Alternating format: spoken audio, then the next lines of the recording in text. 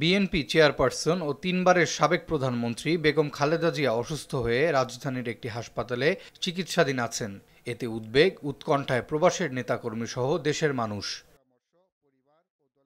বাংলাদেশ জাতীয়তাবাদী দল বিএনপির আন্তর্জাতিক বিষয়ক সম্পাদক আহমেদ আলী মুকিব ও সৌদি আরব পশ্চিমাঞ্চল প্রাদেশিক বিএনপি অঙ্গ সহযোগী সংগঠনের নেতাকর্মীদের নিয়ে পবিত্র ওমরা পালন করেছেন।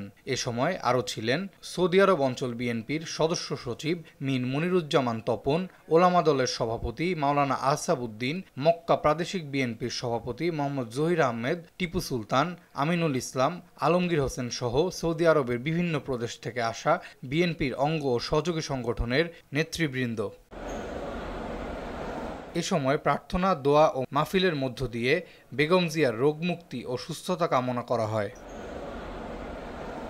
বর্তমানে হাসপাতালে নিবিড় পর্যবেক্ষণে আছেন খালেদা জিয়া। আরাফাত ইয়াসার, RTV।